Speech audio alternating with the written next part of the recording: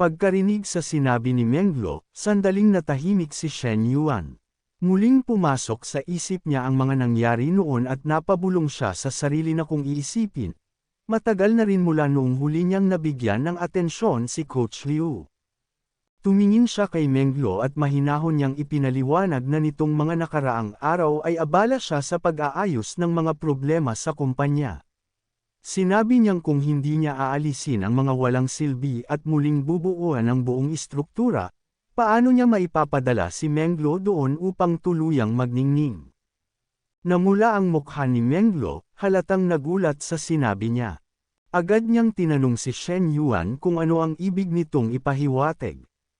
Ilang saglit pa, inilapit ni Menglo ang mukha ni Shen Yuan sa kanyang dibdib at mahinahong sinabi na nagsimula na ang improvement plans para sa fitness center, at susunod na rin ang 2 natitirang branches. Kapag natapos ang kanilang mga adjustments, kailangan ni Shen Yuan na puntahan ang bawat isa upang tingnan ang resulta. Doon niya rin tinanong si Shen Yuan kung may opisyal ba siyang posisyon sa Jingfu. Tumangala si Shen Yuan, ngumiti, at kalmadong ipinaabot sa kanya na siyempre meron, isang espesyal na consultant role sa human resources, kasama pa ang sahod mula sa kumpanya. Sa narinig na iyon, hindi maitago ni Menglo ang sobrang tuwa. Nagpasalamat agad siya kay Shen Yuan at sinabing hindi talaga siya nito nakakalimutan. Kasabay noon, mabilis niya ring hinawakan ang batok ni Shen Yuan at marahan siyang hinalikan sa labi.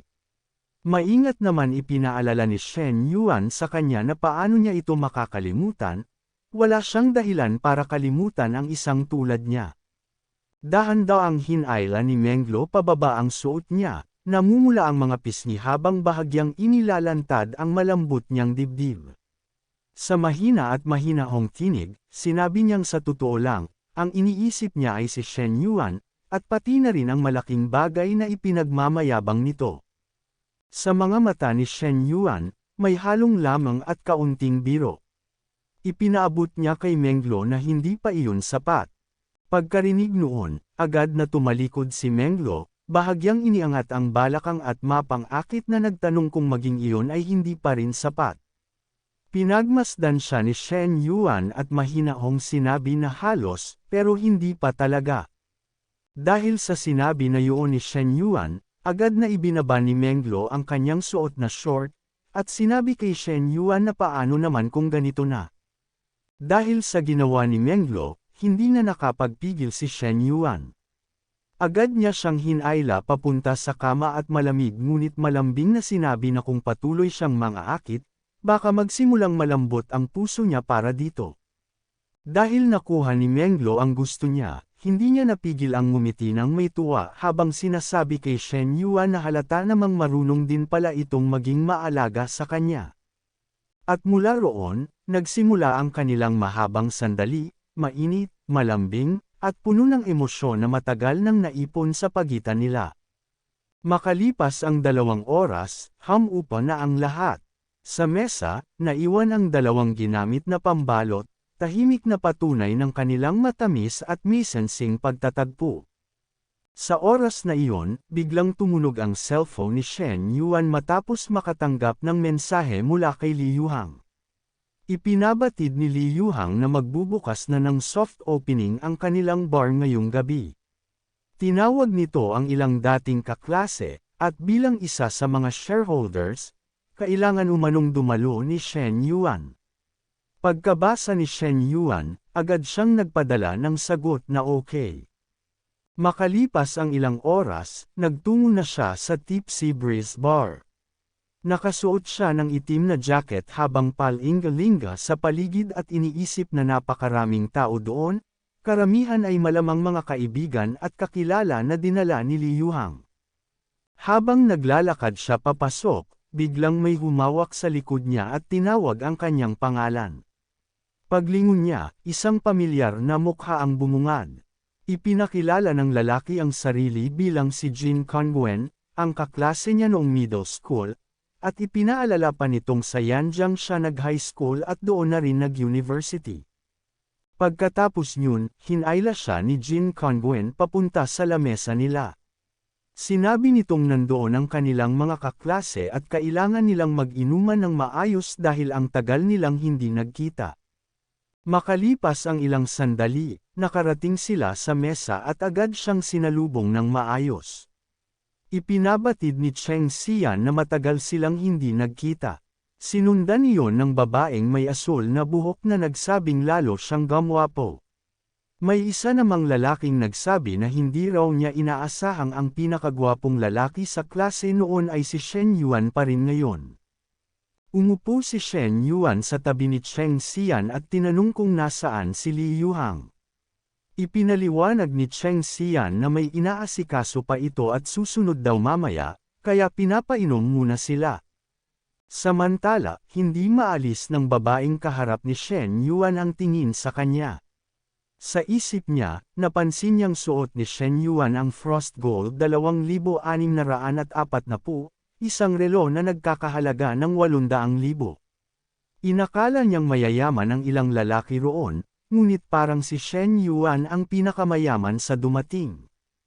Habang hawak ang bote ng alak, ibinahagi ni Cheng Xian na tila silang dalawa lang ni Shen Yuan ang walang kasama.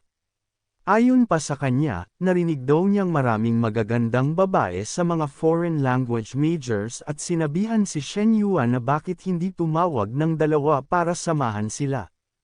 Ngumiti si Shen Yuan at mahinahong sinabi na hindi na kailangan.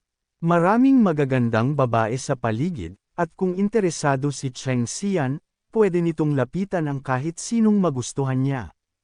Agad namang pumayag si Cheng Xian at tinanong kung alin sa mga naroon ang maganda at dapat niyang lapitan. Sa sandaling iyon, biglang napatigil si Shen Yuan. May isang babaeng agad niyang nakilala, si Qiao Lei, ang cosplay girl. Naisip niyang nag-a-assist ito sa isang streamer, at doon nabuo ang isang makulat na ideya sa isip niya. Naisip niya kung ano kaya ang magiging reaksyon ni Qiao Lei kapag may lumapit at humingi ng WeChat nito. Kaya tinuro niya kay Cheng Xian ang dalawang babaeng nasa kabilang panig at sinabing subukan ang mga iyon. Nang makita ni Cheng Xian ang dalawang magagandang babae, agad siyang pumayag at sinabihan pa si Shen Yuan na panuurin na lamang siya nito. Tumayo si Cheng Xian at nagsimulang maglakad papunta kina Qiao Lei. Habang papalapit, naisip niyang premium quality ang dalawang babae at kailangan niyang ibigay ang best niya. Sa isip niya, kadalasan ang mga babae sa ganitong lugar ay marunong kumilala ng halaga, at sa suot niyang pilot watch na nagkakahalaga ng 300,000, madali raw niyang maa-attract ang mga ito. Paglapit niya sa mesa ni Qiao Lei, agad niyang hiningi ang WeChat ng dalawa, ngunit mabilis siyang tinanggihan. Dahil doon, bumalik siya sa kanilang mesa at medyo nahihiyang ipinaalam kay Shen Yuan na sinabi raw ng influencer na pupunta ito sa kanila pagkatapos ng livestream, at ang isa naman ay nagsabing naban ang WeChat niya pero sasama rin daw pagkatapos ng kaibigan niya. Sa narinig na iyon, naisip ni Shen Yuan na napakawalang kwenta ng dahilan. Hindi raw uso ang WeChat ban. Kadalasan, lahat ng tao, maliban sa mga tulad ni Luzinho sa startup base, ay sobrang materyalistiko. Kaya imposibleng tanggihan nila ang isang kagaya ni Cheng Xian. Makalipas ang kalahating oras, nagtungo si Shen Yuan sa banyo para maghugas ng kamay. Sa sandaling iyon, dumating si Qiao Lei at agad siyang tinawag. Nagulat si Shen Yuan nang makita siyang naroon, kaya tinanong niya kung ano ang ginagawa nito doon. Ipinaalam ni Qiao Lei na tigilan na niya ang pagpapanggap dahil nakita niya ito pagpasok pa lang, siya lang daw ang nahuli nitong mapansin. Iniisip daw nito na sinusubukan siya ni Shen Yuan, tinitingnan kung isa ba siya sa mga babaeng basta-basta nagbibigay ng WeChat sa mga estranghero. Idinagdag pa nitong kung wala si Shen Yuan doon, hindi niya kailanman papansinin si Cheng Xian. Humarap si Shen Yuan kay Qiao Lei at itinangging may ginagawa siyang kung anuman. Sinabi niyang hindi niya ito napansin kanina, at kung nakita niya agad, siya mismo ang lalapit. Hindi raw niya ipapasa ang pagkakataong iyon sa iba. Dahil dito, pumayag na lang si Qiao Lei at tumigil sa pagtatanong. Kasunod noon, tinanong niya si Shen Yuan kung paano siya dapat kumilos pagpunta niya sa mesa, kung parang magkakilala ba sila o parang estranghero. Sinagot siya ni Shen Yuan na bahala siya, dahil kahit ano ay ayos lang dito. Sa isip niya, natuwa siya dahil diretso magsalita ang babae at hindi maarte, kaya naging mas interesting ito para sa kanya. Makalipas ang ilang sandali, natapos na ang livestream ni Kiki kaya nagtungo silang dalawa sa mesa ni Shen Yuan. Agad naman silang ipinakilala ni Cheng Xian sa grupo. Ipinaalam ni Cheng Xian na si Kiki ay isang malaking influencer sa Xinjiang at may higit 800,000 fans sa Kuwayin. Ipinakita ni Kiki ang pagiging magalang at sinabi sa lahat na maliit lang na creator siya at natutuwa siyang makilala ang lahat. Pinaupo na sila ni Cheng Xian. May isang lalaki sa gilid na nagtanong kung ano ang dapat tawag sa magandang babae. Umupo si Qiao Lei sa tabi ni Shen Yuan at ipinakilala ang sarili bilang kaibigan ni Kiki. Samantala, nakatabi naman ni Cheng Xian si Kiki at sinabi niyang mula ngayon ay magkakaibigan na silang lahat, kaya nag-toast sila para sa bagong samahan. Nagpasalamat ng may ngiti si Kiki. Tinanong naman ni Shen Yuan si Qiao Lei kung umiinom ba ito.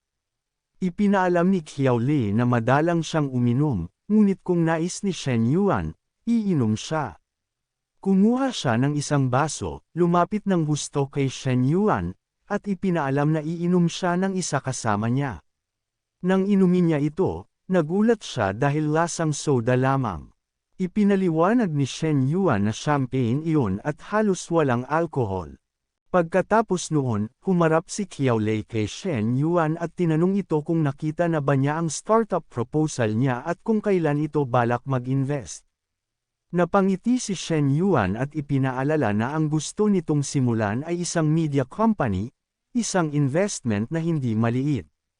Sa ngayon, ayon sa kanya, wala pa itong solidong fanbase dahil hindi naman streamer, kaya hindi malinaw kung paano kikita ang kumpanya. Ibinaba ni Qiao Lei ang baso, inayos ang buhok, at ipinaalam na hindi totoong wala siyang fans. Hindi pa raw siya nag-uumpisang mag-stream, pero kahit konti lang ang cosplay videos niya sa DAO, may 10,000 followers na siya. At marami pa raw siyang kaibigang cosplayer na pwedeng maging streamers ng kumpanya. Sa narinig na iyon, hindi napigilan ni Shen Yuan ang mapangiti. Sa isip niya, inuuna niya ngayon ang pagbuo ng video at operations para sa fitness center, kaya kailangan munang maghintay ang media company. Sa sandaling iyon, dumating na rin si Li Yuhang sa lugar. Umupo siya sa tabi ng berendero at agad siyang nagulat nang mapansin niyang naroon na pala ang lahat, siya na lang ang wala. Tinawag niya si Shen Yuan at tinanong kung bakit umabot pa ito ng ganito kalayo, saka pinapunta sa tabi niya. Agad na tumayo si Shen Yuan at nagsimulang maglakad papunta kay Li Yuhang. Kasunod naman niyang tumayo si Qiao Lei at sumunod sa likuran niya. Nang makita ni Li Yuhang ang babaeng kasama ni Shen Yuan, mabilis niyang sinita ito at sinabing mukhang nakabingwit na naman ito ng pinakamagandang babae sa lugar. Napakunot ang noo ni Shen Yuan at tinanong kung bakit niya sinasabing nakabingwit, at kung hindi ba pwedeng si Qiao Lei mismo ang lumapit sa kanya ng kusa. Pero hindi naniwala si Li Yuhang. Sinabi niyang tigilan na ni Shen Yuan ang pagmamayabang dahil gwapo lang daw siya kaya may lumalapit sa kanya. Lumapit palalo si Qiao Lei kay Shen Yuan, kumapit sa braso nito at bahagyang namula ang pisngi. Ipinaliwanag niyang siya mismo ang lumapit kay Shen Yuan, at oo, dahil gwapo ito, gwapo sa puntong para bang gusto na niyang kainin ito sa sandaling iyon. Pagkarinig niyon, biglang nabuo sa isipan ni Li Yuhang ang larawan ni Shen Yuan at Qiao Lei na walang suot at gumagawa ng kung ano-anong bagay. Dahil sa biglang pumapasok na imaheng iyon, hindi niya mapigil ang mamula, sabay mura, dahil pakiramdam niya ay na-flex na naman siya.